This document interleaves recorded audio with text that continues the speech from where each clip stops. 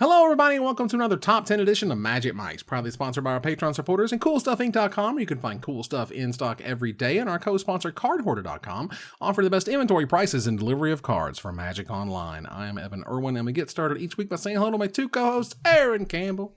Hi, everybody. Ruben Bressler. Hi, it's good to be back. It's always good to be back. We're here. This is how we keep track of Mondays. Even though this airs on Friday. Mondays. I mean, it really has helped me understand what day of the week it is. Like, I've lost a lot of my schedule and what it means to have a weekly schedule. And it's either this and when my girlfriend calls me. Aww. And that's about it, that I know what day of the week it is. Bow. But I know the feeling, because my boyfriend tends to visit on Fridays, and so that's another benchmark that I have. Just make it to Friday. Right. Just make it to Friday. And if you want to hear all about that visit, we have a pre-show that may interest you. Not safe for work. Well, you'll hear about mine on the pre-show, not Ruben's.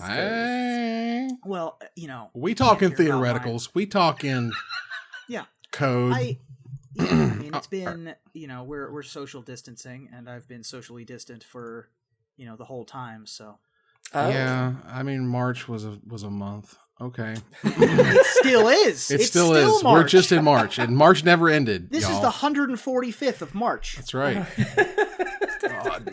Well, look, we also began with our choice of the top comment from last week in the segment we call Honorable Mention, where Ruben will tell us who was the most eloquent, letting us know what card we did not choose as one of our top Double Masters cards. Ruben? Carson Mass knew how to get to my heart when he wrote, "Look, I know there's been some consternation surrounding this card recently, and I get it. Y'all want to let those wounds heal. But apparently, everybody and their mother forgot about the most iconic doubling card in Double Masters, Doubling Season. It doubles all your tokens and all your counters, and every which way you want it. It is a casual EDH staple that has been a $50 card for years, and how can anyone resist that cute new dinosaur hatchling art?" Yeah, I kind of took a beating over putting this on my top +1/+1 counters list. Yeah, you did. Which was the thing. So I wasn't ready to go back. Thanks. Wasn't ready to go back to that well of fun. I'm just glad I didn't get dragged this week for my choices. Because the last couple honorable mentions had been like, Aaron, how dare you? Right, how dare you? Yeah, exactly. It's true. For those who may not know, Doubling Season is a green and 4 generic mana for a mythic enchantment. It used to be rare, but now it's a mythic because we have mythics. That says if an effect would create one or more tokens under your control, it creates twice as many of those tokens instead. And if an effect would put one or more counters on a permanent you control, it puts twice that many on those. It puts twice that many of those counters on that permanent instead. And because Planeswalkers did not exist when this was created, this cannot be put back in standard ever for that very reason. No. So because a lot of Planeswalkers ultimate the turn they come into play. Obviously, Jace Cunning Castaway goes infinite with a Doubling Season. There's a couple of weird combos. Yeah, no one who plays this in Commander is doing anything fair. Oh Lord, no! This is also one of those cards that is very much a poster child of. This card is $50 because Commander players love this card. Because casual players, whether they're playing Commander or not, this card came out of nowhere. I remember one day somebody was like, Doubling Season's like $40, $50. I was like, what? The Ravnica rare? Like what? That no one really never played? Saw any play anywhere. Was never in any cubes? Yeah, I'll never forget when I learned that lesson. I was looking for a Hapatra deck. Hapatra had just come out. There was a deck on MTG Goldfish that somebody had suggested, and the deck was like $100, which was in my price range. But when I looked through each card, I realized that most of that $100 was the Doubling Season. Like everything else was $40, but that card was $60. And I couldn't believe it that it was skewed so disproportionately like that. Yeah, the most recent Double Masters printed in is about $43. So if you want your copy, it's not going to get any cheaper, I assure you. Yeah. But that said, thank you so much, Carson, for being a part of the show. Please contact Erin on social media before she blocks you on all of them. You could use that $50 gift certificate to pay for a copy of Doubling Season if you like. That'll be fun. Just below the buzzer. That's right. Exactly. Thanks again to CoolStuffInc.com for sponsoring this giveaway. And stay tuned for our top 10 list this week, and maybe you can win next week's free gift certificate. Yeah, if she's blocked John Darnielle, you have no shot. Only if he's not Twee. So this week is I don't know what that means either. We're in a weird It's like another setup. language. What happens? What's going on here? hurt you. All right. So this is going to be a weird list. I'm not going to lie. We're moving here to number 10. I don't have anything to contribute until number 6. Wow. All hires. 4 hires in a row. Shankies. You have 4 hires. I have 4 hires and 2 same. I have one buddy. hire and a same, you weirdos. You act like those are all of my hires. We're just getting started. All right? Oh dear. Yeah. Ruben, do you have a number 10? I don't. It is my first hire on somebody else's Aaron, list. do you have a number 10? Yeah, so I actually discovered this is going to be a cycle of cards, not just going to be one card. It's a set of 5. And I discovered this card when we were getting ready for our Mana Rocks episode.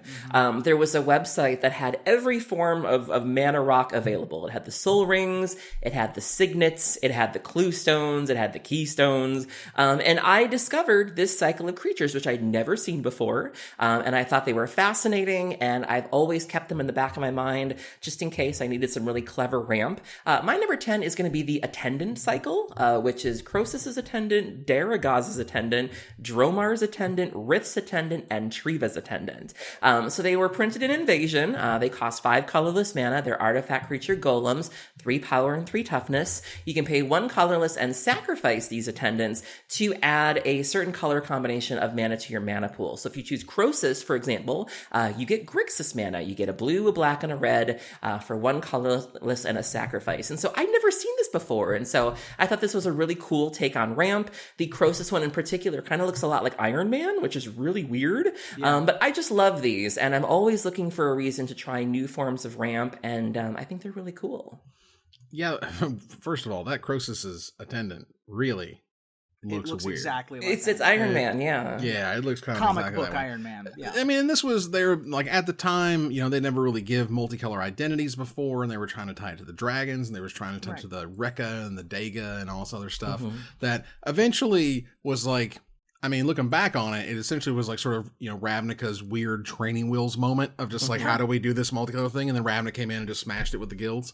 But the entire cycle is sweet and also gets to show you, you know, power level from back in the day. You had a 5 mana 3/3 that you still had to pay mana and sacrifice to get the mana. Named after famous dragons like Rith the Awakener, Yep. you know, things like that. The original, the OG dragons that helped fight off the Phyrexians. Absolutely. A lot of them. Yeah. The Phyrexian invasion, as it were. Right. So going here to our number 9. So, Ruben, do you have a number 9? I do, and it's the same as someone else. Ooh, That's me. Very nice. Aaron, do you want to? Yeah, so mine is another cycle, actually. This was another set of cards that I just discovered when I was getting ready for this show. I was searching for golems, and I noticed a bit of a pattern, and I was like, these all have something in common, and this is really, really cool. It's a mechanic that I have not personally used, but I've always wanted to use, and they all have different abilities. I think, Ruben, you just picked one of them. I have the whole cycles. I think they're all really sweet. For me, I picked the Affinity Golem cycle from Darksteel.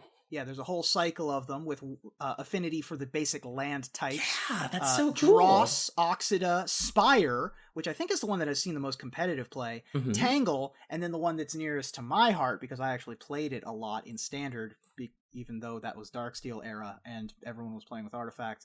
I was playing with this as my artifact, which was Razor Golem. Razor Golem's a 6 colorless mana common from Darksteel. It's a 3/4 with Vigilance, and it has affinity for planes, which means that the spell costs a colorless less for each planes you control. How cool is that, though? Because you know I am paying full price for stuff. You know how I am. And it has vigilance for what it's worth. Right, but... so just to get to... I mean, this could be free if you play your cards right. Like, that's really cool. This whole cycle is nifty. Yeah, you know, this super cool mechanic, it's busted. There's a reason that you want to play with it. Wouldn't it be cool? You're not going to. They're not going to do that again because it was broken and they broke it in half. They didn't know what they were doing. Cost reduction mechanics, as we very well know, have just been riddled with problems. That said, in Limited, this was cool and fun and fair. There was nothing wrong with the Affinity stuff in Limited. Hell, there was nothing wrong with the Affinity stuff until Darksteel showed up. Like, people are playing with Quinox or Quinox or whatever it's called, that thing is, that big giant affinity for a blue creature in Mirrodin. People were playing that stuff. That was like weird, neat affinity. But then they went and broke it. So like now we can't ever have this cool golem back in the standard environment because it's just too powerful. I mean, this is actual affinity, not the weird modern deck that doesn't have any affinity pieces in it. Right. Well, yeah. Because slowly over time they left. Yes. We've got affinity for non-combat damage that's been dealt to our opponents with Chandra's new 6/6 trampler. Oh, it's true. Okay. Spire, and also like Rakdos, Lord of Riots, for example, gives all your whatever. Anyway, Spire Golem is the one that's seen the most play competitively. It still to this day sees play in Pauper in those mono blue aggro decks. The Oxida, as I recall, this is the red one, saw some play back in the day. And I played with this one because I played White Weenie because I just would not play the best deck. I would always play the deck that that got the crap beat out of it. And I was like, man, if I could just get my damping sphere, I'll get you yet, Yeah. No, and I just lose. All right, cool. So again, I don't have any picks for a while. We'll talk to me later. We're here to number 8. Ruben, do you have a number 8? I do. And it's not going to be... I can't imagine y'all... I mean, so for some reason, when I think of Magic the Gathering when I first started playing, this is like... Before I think of Crawworm, before I think of Shivan Dragon, personally, for some reason, this is like top 5 first creatures I think of, because I remember I started out with like, ooh, this is a Llanowar Elves. Ooh, this is like a Youthful Knight. Ooh, this is like a Goblin Hero. Cool. And then one of my friends had a Colossus of Sardia. Yes. And I was like, what in the actual hell is going on in this game that I've just learned? Mm-hmm. Colossus of Sardia, or Sardia, is a Antiquities rare originally. It's a 9/9 for 9 with trample, but it doesn't untap during your untap step. Aha! But pay 9 mana, untap Colossus of Sardia. Activate this ability only during your upkeep. So, we've seen things like this come and go. There was like a Mage Ring Colossus. Yeah. There have been other Colossuses that sort of call back to this stays tapped, but you can pay mana to get it untapped again. This is like 85 brass men in a trench coat on Colossus of Sardia. This is not a good Magic card. No. They tried to put it in. They put it in 4th edition. It was trash. Like I literally, 5th edition, 10th edition. I remember buying packs of 5th edition and opening a Colossus of Sardia and being completely underwhelmed. Like, oh my god, this card it's not is good. terrible. Yeah, it was just not that exciting. I mean, and by the time it was. And by the time you can do stuff with like Voltaic Key, we'll get to where that leads here in a little bit. But Colossus of Sardia, for being like, one of the first giant creatures ever, was cool in that respect, right? Like when I first got in the game. It was bigger than a force of nature. Right. Yeah. It was like, look at how gigantically huge this thing is, and then look at how completely unplayable it is. It's kind of how it was introduced to me. It was like, this is cool. I love the flavor text. From the Sardian mountains wakes ancient doom, warrior born from a rocky womb. Like, womb. That's pretty cool. I like it. All right. So, Aaron, what's your number 8? My number 8 was the face of Throne of Eldraine. When pictures from Throne started coming out, this was one of the first images that we saw and really gave us an idea of what we were going to see when we went to Eldraine. There were a lot of callbacks to fairy tales, and this was one that people really, really latched onto and ended up being surprisingly competitive. It saw a little bit of play in Modern Affinity before Opal got banned and really took that deck off the market. It sees play in various Bogles decks or Insol Artifact decks. My number 8 is Gingerbrute. Yeah. So Gingerbrute is 1 colorless. It's an artifact creature food golem. Yep. 1 power and 1 toughness from Throne of Eldraine. It has haste. You pay 1 colorless, and Gingerbrute can't be blocked this turn except by creatures with haste. You can also pay 2 colorless, tap it, and sacrifice it. You gain 3 life, a la a food token. So you can suit this baby up. It does a reasonable impression of a Bogle. It can't really be blocked. And so that is something that people really, really like to do. We've seen these sort of aura decks in Pioneer rare or standard, usually with this card. Yep. You see it in artifact decks in various formats as well. Strapping a cranial plating on this has to be hilarious. And so just a very recognizable image of the gingerbread man. We saw the gingerbread couple in the Throne of Eldraine trailer. Yep. And so this was just one of the first things that we saw and made people just really want to know more. It turns out that there was a Magic Online Pioneer Super PTQ that happened about 4 or 5 months ago, and it had 4 Bomat Couriers, 4 Ginger Brutes, 4 skilled animators. Yes. I love it. Skilled animator to turn the Ginger Brute into a 5/5 is pretty dope. I like that. So that is hot fire, and of course 4 Insult Artifact, which is great too. And it also sees play in the All That Glitters Auras deck in Historic.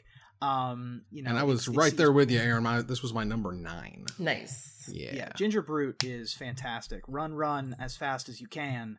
You can't catch me unless you also have haste. Right. Then you can catch me. But then you can catch me. Then that sucks. I'm the gingerbread man. Got it. Number 7. Ruben, do you have a number 7? I don't have a number 7. It is another higher on someone else's list. That makes me too, of course. Aaron, do you have a number 7? I sure do. So as I said earlier, I don't like paying full price for spells. I just don't. Like if I can get it at a discount or if I can not pay it at all, it is exactly where I want to be. And my number 7 plays in a really interesting space. It allows you to possibly cast your commander without paying its mana cost, which can be really helpful, especially if your commander's died a couple of times, or if you have a really expensive commander already. It might feel like your commander's out of reach, but this card makes it a little bit easier to cast. My number 7 is Geode Golem. So Geode Golem is 5 colorless. It's an artifact creature golem with 5 power and 3 toughness and trample. It says whenever Geode Golem deals combat damage to a player, you may cast your commander from the command zone without paying its mana cost. You still pay any additional costs. So I'm not really clear as to... So that means like basically this base cost that's on the card is what it's paying for. Okay, so still I'll take that. I'll take a discount. Like, I mean, I'll pay commander tax and that's fine. But, to not pay the other 6 mana for Shroom or whatever deck this might be in, that's cool. You probably want this. This isn't for every deck, but if you're already playing kind of an aggressive strategy, this probably is going to fit in very well with you. This is another one of those cards that I always kind of keep in my back pocket. And whenever I'm building a commander deck, I'm like, is this time for Geode Golem? I really want to find a use for this card. This is one of those cards I can see like sneaking up in cost over time because it's a really awesome effect. It's a generic artifact, can be in literally any commander deck ever. And trample. And it tramples, so it's going to hit almost all the time. Hit. Yeah, that's a huge deal. And this is the kind of card that I would want in a pretty creature light deck. There are lots of ways to, cheat this sort of thing into play. And if it's the only thing that, if it's the only creature in play, most people only play things like Wraths. They don't have like Swords to Plowshares. So if you can get in there, get your Shroom going, and then start going to town, this thing's not for the faint of heart. Here we go. All right, let's move on here to number 6. Oh my lord, I have one. Welcome back. I'm a part of this show now. I can talk about a card and then reveal it. That's crazy. Goodness gracious. Well, look. I believe, and I'm happy to be wrong here, but I believe there is only one Golem that has ever been a world champion or been in a world championship deck. This is the one that we sneak out with Tinker. This is the one that we use the Voltaic Key to untap, because they tried that sneaky Colossus crap just with life, and it didn't work out because they made a 1-mana artifact that made it stupid. Yeah. And then you could sack any artifact to go get the giant artifact, also known as Phyrexian Colossus. It is a 7 generic mana rare from Urza's Saga. 7 mana for an 8/8 rare artifact creature golem. It does not untap during your untap phase. You may pay 8 life to untap it, and Phyrexian Colossus can't be blocked except by 3 or more creatures. So, in a world where 3 mana will tinker this up to sack any artifact you like, and then you have the Voltaic Key, so you're never paying 8 life to untap it, and next thing you know, you're a world champion. Right. Biggest thing you could get with Tinker is the one that won. Yeah, I mean, usually the thing that you would want to go get with Tinker was Phyrexian Processor, which allowed you to pump out 19s if you really wanted to. Oh, was that the card I'm thinking of? And was it not No, the Colossus? Processor's the one that makes the tokens. Right, but Colossus was in there as well, right? Colossus was absolutely in there. Okay, just checking. This was like another thing that you could go get. Also, Gotcha. this one with Grim Monolith and Thran Dynamo, you can just cast it. Yeah. It was not an unreasonable thing to just start racing with this card either. Where it's like, all right, you want to take 8? I'll also take 8 and just untap it and then keep attacking you. It was also just a huge roadblock. This is one of the cards that I grew up with. One of my first decks ever was a red-blue Tinker, Wildfire, Goblin Welder, Shivan Dragon, and then all the mono brown, as it was called. But at 2003 Yokohama Masters, Bob Maher, who currently owns ACD, which also, by the way, can't sell Magic anymore. We'll talk about that on the show this week. That's Inside Baseball. We'll talk about that later. Of course, this will be, if you hear the show now, you hear like, whatever. Yeah. The point is, he played the sweet sort of mono brown, the Masticores, Metal Workers, 1 Colossus, 2 Processors, the Grim Monoliths, the Crumbling Sanctuaries, all that cool stuff. Sanctuary. Yeah. Oh, I love that card. For those who don't know, because this card is dope, it's a 5-mana rare from Mercadian Masks. It's an artifact that says for each 1 damage that would be dealt to a player, that player removes the top card of their library from the game instead, aka you exile instead of damage. So that card's sweet. All right, cool. So that card is dope. Ruben, what's number 6? My number 6 is, it didn't win a world championship, but it did win a Pro Tour. And it won a Pro Tour in a deck named after it in some ways when Rickard Osterberg won Pro Tour New Orleans with George W. Bosch. Yeah. Oh. Bosch Iron Golem is my number 6. My Bosch number Iron 10. Golem. You're number 10. There you go. My originally from Mirrodin, it's a rare 8-mana 6/7 legendary artifact creature golem with trample. Pay 3 colorless and a red and sacrifice an artifact. Bosch Iron Golem deals damage equal to the sacrificed artifact's converted mana cost to any target. So this, of course, was played alongside things like Goblin Welder.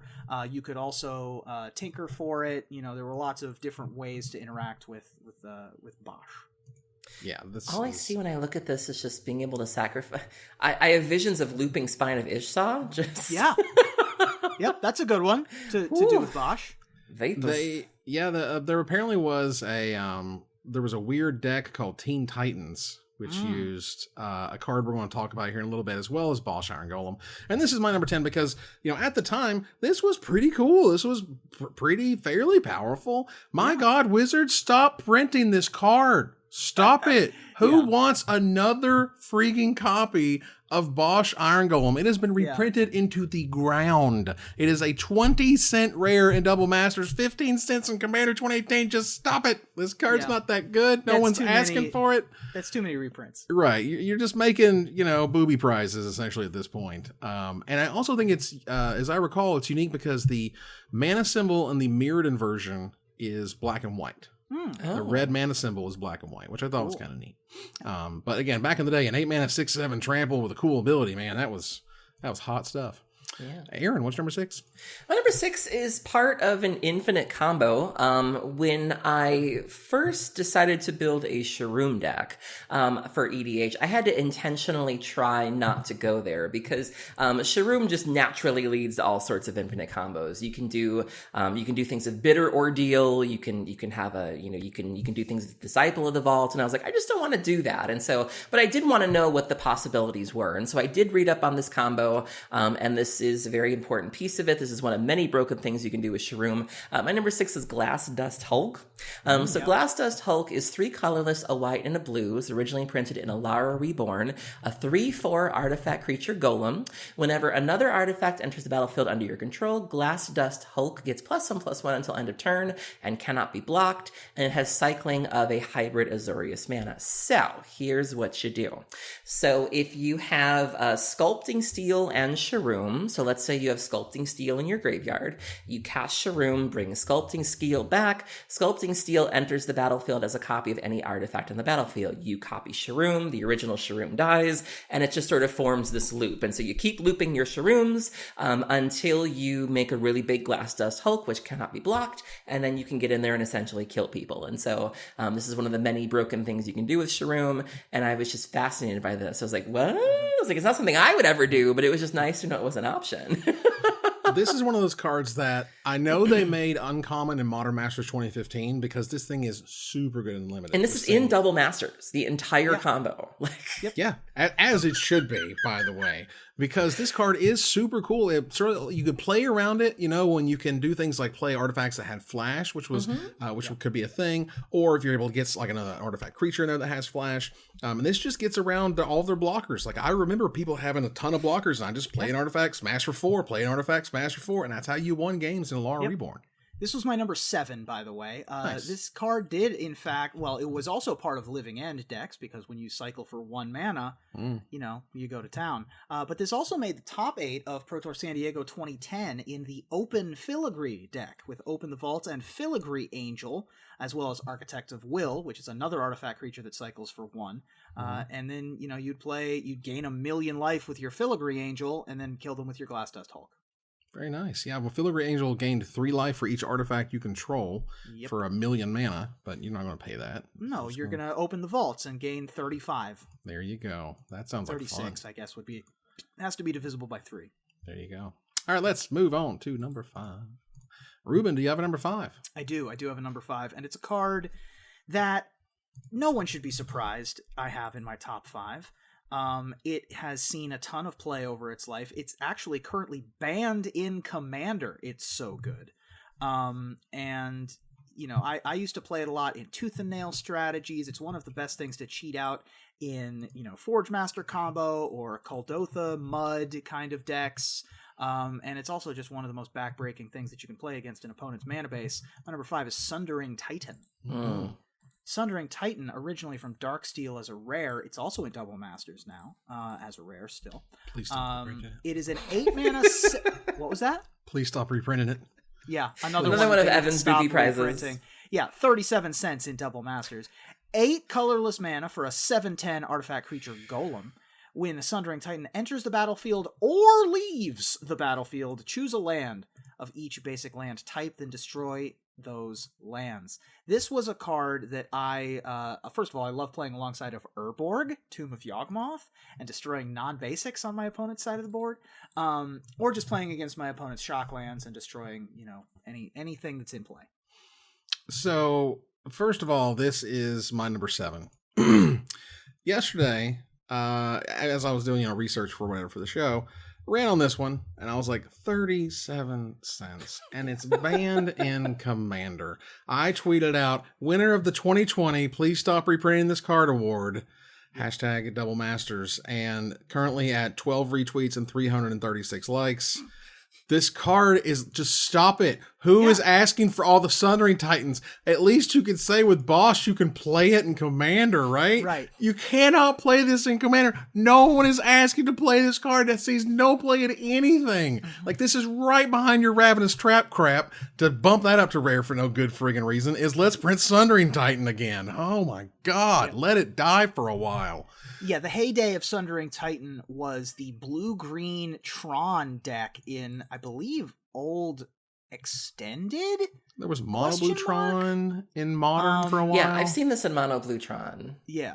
Mono Green Tron, Red Green Tron. And it's done well in like Magic Online events and stuff. Had its day in the sun, but it's over. Let it go. Why is this on the packaging for Double Masters? Who in the hell is like, oh snap, got that Sundering Titan picture on there? Go give me some of that. No, you're not. I wasn't going to buy it before, but since you put a Sundering Titan on it, well, now I'm in. Right. Can't even play a Commander. What is happening in your life that you wanted to put that on a package? Why? Aaron, what's number 5? My number 5 is the only higher on my list. Oh, wow, the only? Well, yeah.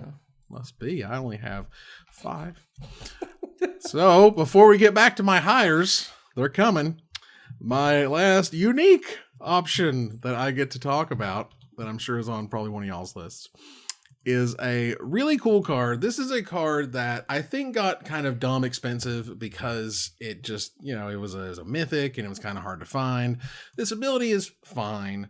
And it doesn't look bad or anything. It looks neat. And there is a box topper version of it, which is nice. And it's a really cool thing when Wizards can make like a mythic card that literally has 5 words of text on it. Your life total can't change on a Platinum Empyrean.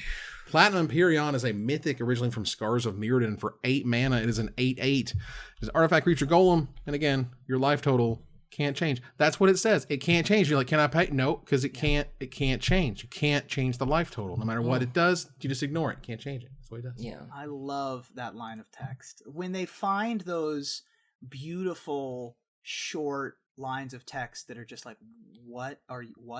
They just make you rethink everything about how magic works. This one, of course, was in the Madcap Experiment decks because you would lose life with Madcap Experiment, except for, your life total can't change. And so you would just get this for 3 colorless and a red on turn 3. Yeah, this card is super, super dope. And again, like now it's like, I don't know, $7-8 or whatever, but it got to like $20-$25 because, it's one of those hard to find mythics from Scars. But that said, let's move on here to number 4. I don't have one. It's higher on someone else's list. Feels good. Ruben, you got a number 4? I don't have one. No, Bunch we of don't. slackers. I got this. Aaron, take us home. What's your So number 4? my next 4, my 4 through my 1, have all made a splash in Vintage at one time or another. And when I first started getting into Vintage, my number 4 did see play in the Workshops deck. It doesn't really see play anymore because we have neat toys like Walking Ballista and Foundry Inspector, which have essentially, or Golos, which have pushed this card out of the format. But I do remember facing this back in the day, and it was always a treat. The OG, we talked about Bosch, and that's cute, but let's take it all the way back to the beginning. My number 4 is Karn Silver Golem.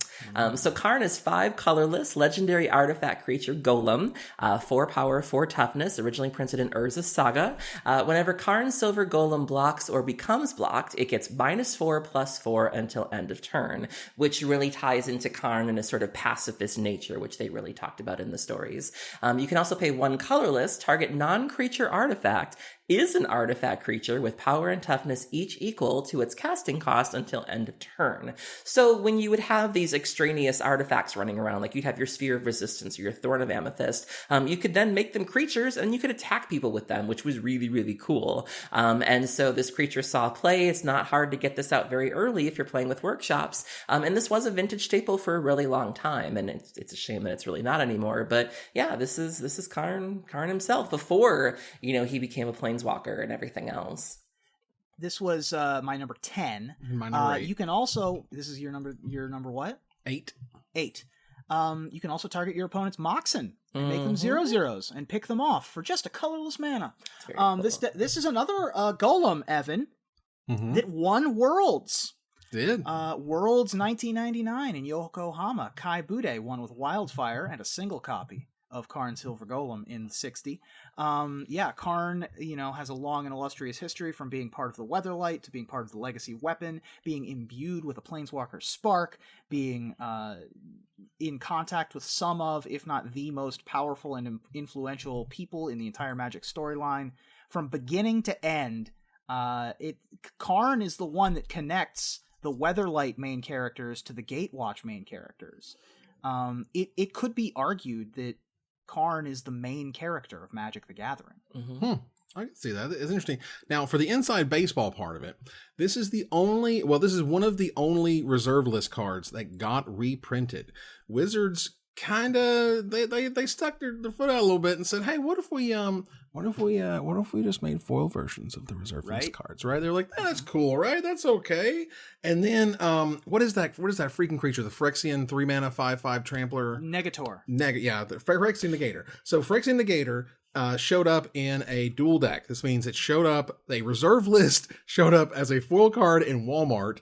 Then Karn showed up in From the Vault Relics, along with some other cards that are on the reserve list. And like people, the collectors lost their mind, and Wizards came out and were like, "Oh, we're so sorry. It now includes foils. So there is a reprint of this card.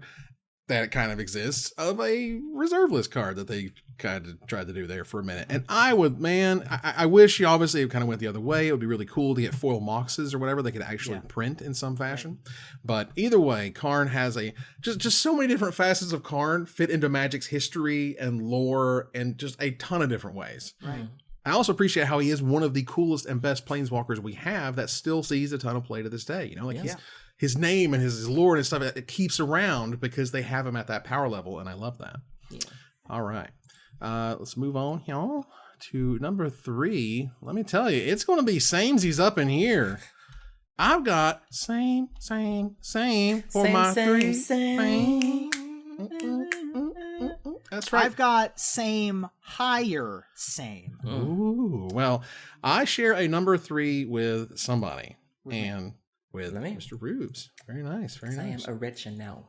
Well, I assume that this is the higher. Do we all have a same on our number 3? Is what we're saying? No. Okay, cool.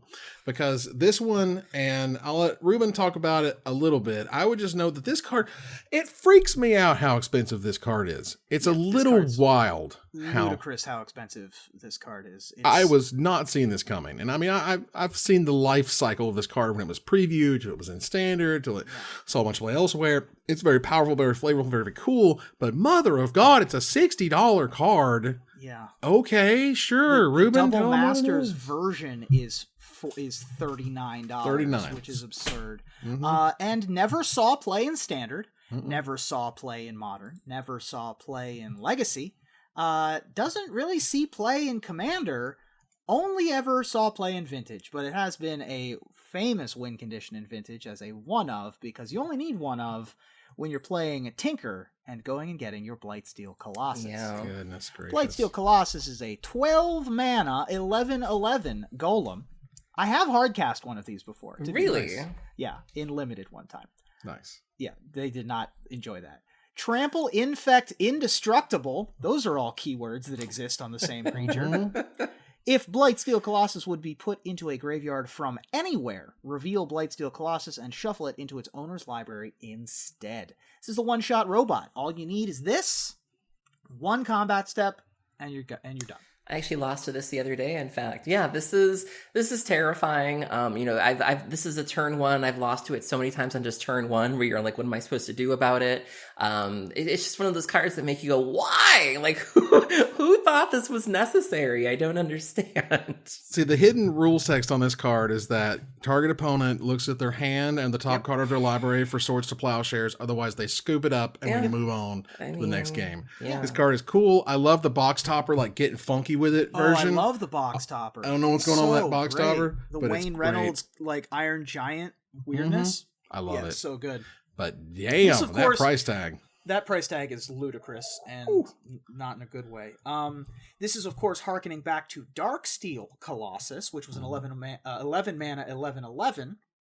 All the text is exactly the same, except for it didn't have Infect. Right. So that was a 2-shot robot. This one's the 1-shot robot.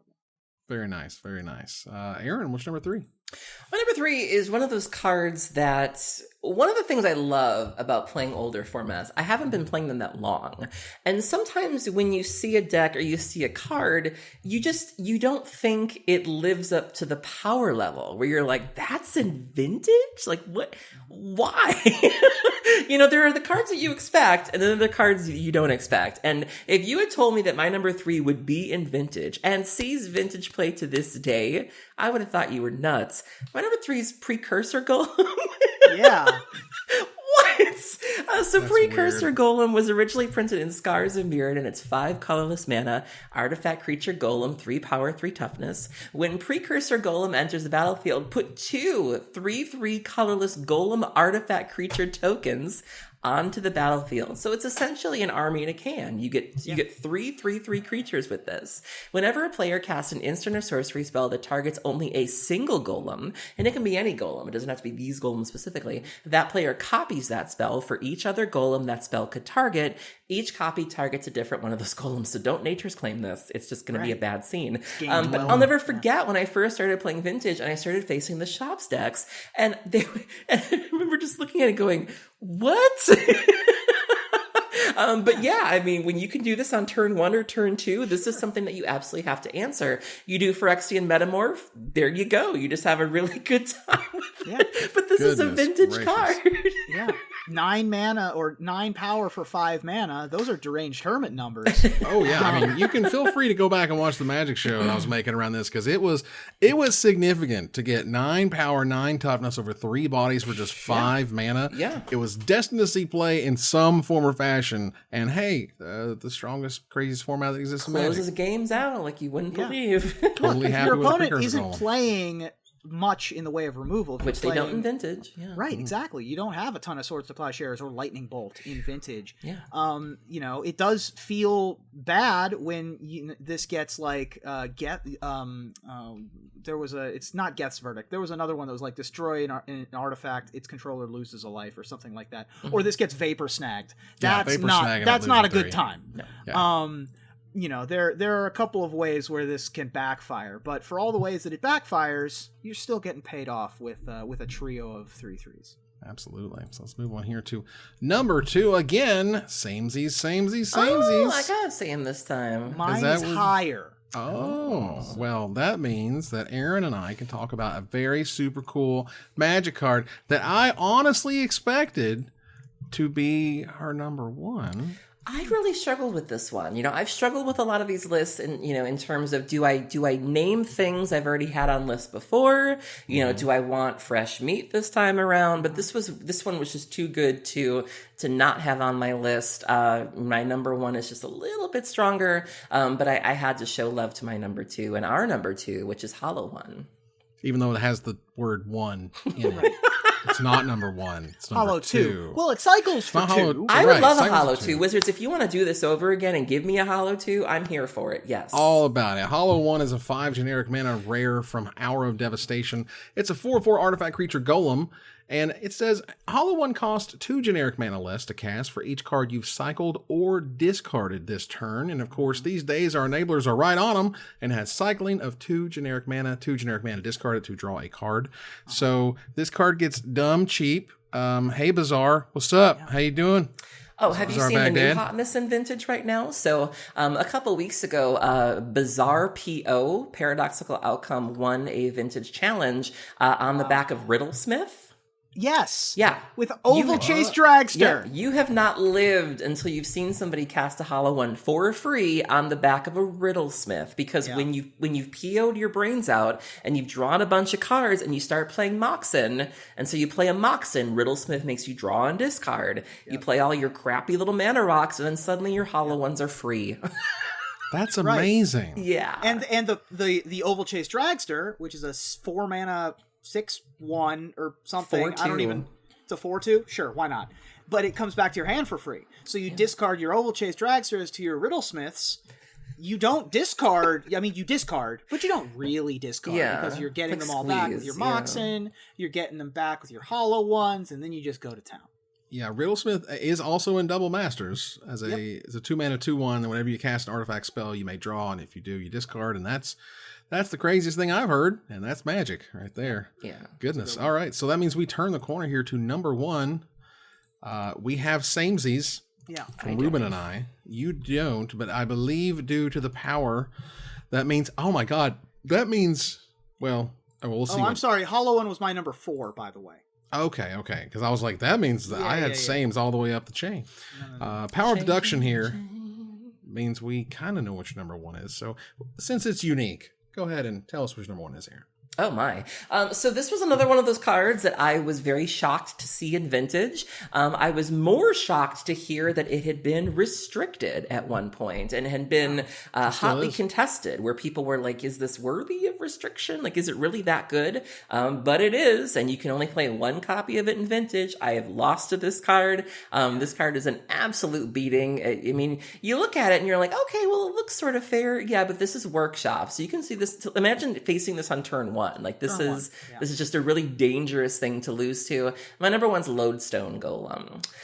So Lodestone Golem is 4 colorless. It was originally printed in Worldwake, artifact creature golem, 5 power and 3 toughness. And it just says non-artifact spells cost 1 more to cast. So slamming this on turn 1 and be like, what's up? Yeah. Good luck, brainstorm.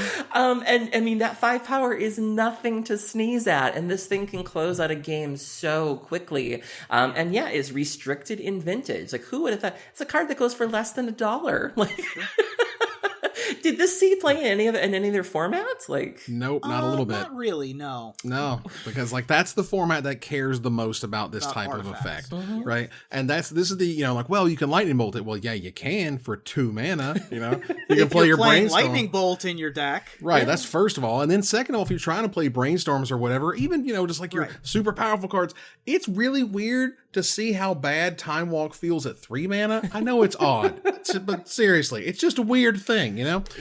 But yeah, Also, Lodestone Golem in multiples was also unbelievably exactly, crushing. and you're playing it in addition to all your other sphere effects. So you're playing stacks, and they stack, and so you have Thorn, and you have Sphere, and you have Lodestone Golem, and Lodestone Golem being the one that can end games by itself was the real problem. Yep. Yeah. So I remember playing back, before you had Lodestone Golem. I just want to briefly tell you that Juggernaut used to be a card that saw play in Vintage. it really did. Are you serious? Wow. That is a thing that used to see play in Vintage, and the reason why people play Juggernaut, not only was it a 4-mana 5/3, like Lodestone Golem is, which is why I thought of this story, but Mindslaver was a card in Vintage. Okay. And if you For a hot Mindslavered minute. your opponent and they had a Juggernaut, it had to attack, so you still died. It's true. Yeah, it's a little silly, but like kind of really relevant at the time for whatever reason. It all matters. So for our number one, for Ruben and I's number one, this to me was the number one with a bullet. This was the first card I added to my list. This was the top of the EDH rec chain is this card. This card has seen a ton of printings, which I'm totally happy to see because it's an amazing card. I think its best version ever was just printed as the special showcase version of it in Core Set 2021. Okay. That's my personal opinion, but all I'm saying is, and of course, if you like the original or whatever's fine too. Yeah, I'm a fan of Jens Thorin. And that's I'm fine. a fan of the Jens sad Thorin is great. robot. I will take a sad robot any way I can get it. Ruben, what is our number one? Our number one is the Solemn Simulacrum. My number 5. Nice. There you go. 4 colorless mana gets you a 2/2 artifact creature, Golem. When Solemn Simulacrum enters the battlefield, you may search your library for a basic land card, put that card onto the battlefield tapped, then shuffle your library, and when Solemn Simulacrum dies, you may draw a card. The story goes that Jens Thorin, who of course got to make this card after winning the Magic Invitational in 2002, and then a month later won Masters Houston. So that's a pretty good 20-day span that Jens Thorin had. Submitted this as a blue-green card. And then during development of Mirrodin, they were like, well, we want to make artifacts. So they turned it into an artifact. What's interesting is this card didn't really see a ton of play the very first time around. Not as much as it could have, I should say. Card saw a ton of play. What are you talking about? Didn't you play back Mirrodin then? was dominated by Affinity. It wasn't dominated by grindy Solemn Simulacrum decks. Didn't Tooth and Nail play Simulacrum? Am I wrong on that? I mean, it did, but like it was not the dominant force. It wasn't the dominant that force, it was no. the second time it came around. Sure. Which was of course prime time days when you would go with your 2, 4, 6 mana base. You would play a Rampant Growth effect into your Solemn Simulacrum into your Primeval Titan. Right. And it's all play in Birthing Pods decks and stuff. And there's a whole, there's just a litany of ways that this card has been sliced and diced. And it's good every time. It's good early. It's good late. It's value. Like, you're happy to block with it. You're okay if you have to sacrifice it to something. Like, there's no bad part of Solemn Simulacrum. And I love that Wizards has really like sort of, clinged on to this. This could have been a card that they printed once every 8 years or whatever. And it'd be $20-something and everyone would be clamoring for it forever. But instead, they've put it in a bunch of anthologies and commander stuff and mystery boosters, and we can get this stuff easily because this is a fantastic effect that you should always love playing. Always be excited. And that Gorgeous Full Art one goes for less than $5. Like, I was expecting that one to have a heftier price tag. Like, yeah, I mean, when I first started playing Commander, I mean, this card was a staple where, it was mana fixing, it was card draw, particularly if you had any sort of sack outlets, if you were doing any kind of broken things, it was where you want it to be. It's fine, even if you're just playing fair. I remember when my boy boyfriend and I, we did a pre-release for 2 for Core 2021, and I just had a really fair I just had a fair Abzan deck, and so just being able to just play Magic with this. We say all the time that the sign of a good card is when you don't have to try to make it good, but you can just play Magic. And so just being able to attack and block with this is fine. Is seeing a little bit of play in Standard right now, and this used to be a card I've kind of weaned myself from it recently. But when I first started building Commander decks, this was an auto include where it was like you got your Soul Ring, you got your Solemn, and then you got to come up with 90 some other cards. It fixes and it ramps and it's card advantage, or at least it's it does all the things you want. It replaces itself at the very worst. The card is amazing. I love Solemn Simulacrum, and it looks like the Sentinels from Days of Futures Past, the new one. I don't like. I'll be honest, I don't like the new art. I mean, wow. I like the showcase art, but I don't like. That's what I mean. The showcase. It looks like. Oh no, the showcase looks amazing. I thought you were talking about that weird spindly looking thing. No. But yeah. So no, the showcase art again, like the glass, looking stuff, unbelievable. Love it. Love it. All right. That, ladies and gentlemen, was our top 10 golems. More like Nolems. Heyo. I mean, for me. We have to sideline like half of this episode. You'll see them on the screen now if you review. Take a look at my list, Aaron's list, Ruben's top 10, and we want to hear from you about what card we did not talk about, and we'll select our favorite to win a $50 gift certificate to CoolStuffInc.com. But before we go, I want to thank my co-host. Thank you, Aaron. Thank you for having me. Thank you, Ruben. I'm still thinking about Aaron's pun. I just think it's a no golem. As we move on here to our final slide. Goodness gracious. I want to thank our sponsor, CoolStuffInc.com, our co-sponsor, CardHoarder.com, my co-host, Aaron Campbell and Ruben Bressler. You guys for watching and listening. I hope you support us at patreon.com/magicmics. Follow, like, tweet, favorite, share, subscribe to everything social that tells people we exist. Catch us online at twitch.tv at Magic Mics, on Twitter at Magic Mics Cast, our Magic Mics subreddit, and like the Magic Mics page on Facebook. Talk to us privately at magicmicspodcast@gmail.com. Follow the audio-only podcast at magicmicspodcast.libsyn.com, or find us on iTunes and Spotify. Or join us here next week. Same time, same place for another episode of Magic Mics. Good night, everybody.